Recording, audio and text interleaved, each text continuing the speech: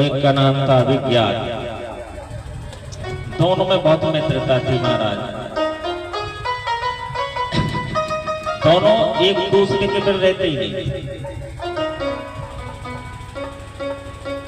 ये कथा जोरदार है महाराज, ध्यान से सुनना तो समझ में आएगी, और ध्यान से नहीं सुनोगे तो समझ में नहीं आएगी कथा। इसलिए हम कहते हैं आप सभी लोग ध्यान से इस कथा को श्रवण करना।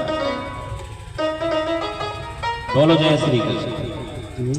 तो एक थे पुरंजन और एक थे अभिज्ञा, दोनों बहुत खास मित्र थे, एक दूसरे के बिना रहते नहीं थे। काफी समय हो गया। एक दिन पुरंजन ने कहा अभिज्ञा से, देखो मित्र, जब से हम और तुम यहाँ पर मिले आए, तब से पृथ्वी में अपन चाहूं और कहूं कहीं भी घूमने नहीं गए, शहरों के दर्शन नहीं किए। कौन से शहर में क्या है? तो जब जन्म मिला है धरती में तो घूमना चाहिए, सभी जगह जाना चाहिए। मुंबई भी जाना चाहिए, दिल्ली भी जाना चाहिए, रामेश्वरम भी जाना चाहिए, गंगा सागर भी जाना चाहिए, प्रयागराज जाना चाहिए, सभी जगह घूमना चाहिए। तो अभिज्ञात ने कहा, देखो महाराज भाई, हमारे तो चलने फिरने की शक्ति नहीं, अपने राम कहीं जाएंगे नहीं, अपने राम तो यहीं पर रहेंगे। तुझे जाना हो तो तुम घूम के आ जाओ, जब तक हम तुम्हारा इंतजार करेंगे। अभिज्ञात ने कहा, ठीक है मित्र, मैं जा रहा हूँ घूमने, फिर कुछ दिन के बाद घूम करके आऊंगा तो तुझसे मिलूंगा। बोले हाँ ठीक है, घुमाओ। अब पुरंजन चला शहरों का दर्शन करने, घूमने के लिए। सभी शहरों में घूम आया, जितने शहर थे पृथ्वी में सभी जगह घूमा।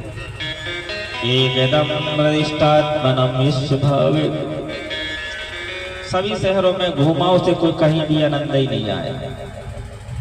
घूमते भागते ऐसे जा रहा था कि वन पड़ा। वन प्रदेश में एक चतुर्मातंग सद्वारा 9 दरवाजे का एक महल दिखाई दिया।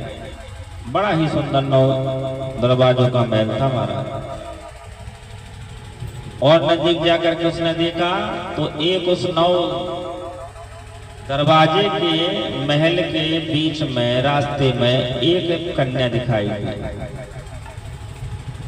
वह कन्या बड़ी सुंदर थी महाराज। उस कन्या के पीछे 5 फन का सर्प लगा हुआ था जो उसकी रक्षा कर रहा था, और 5 इस तरफ दूत थे, सैनिक थे, और 5 इस तरफ सैनिक थे जो उसकी रक्षा करते थे।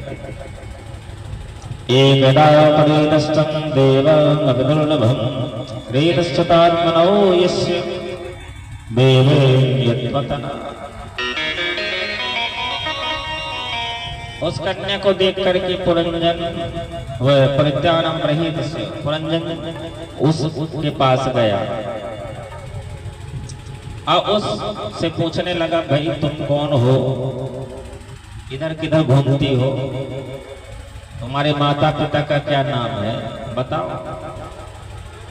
तो उस स्त्री ने कहा, नामात्वाना पितनश्चैव नात्र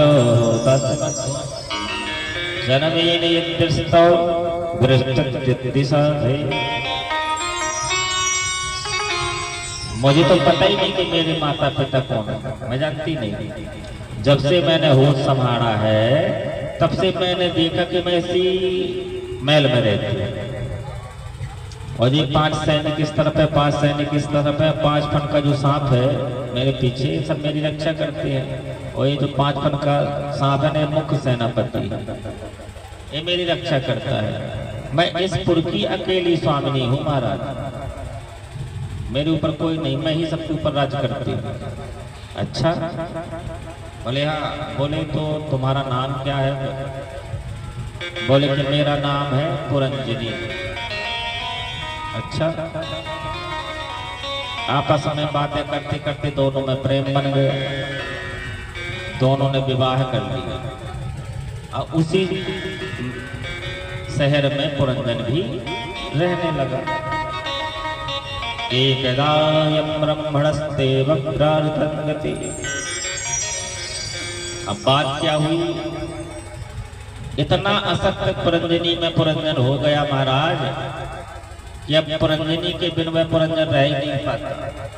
क्या पुरंजनी ख्यातौ त पुरंजन ख्यातस् पुरंजनी रोदनम यस्य पुरंजनी च रोदनम तत्रादौ पुरंजनी गाय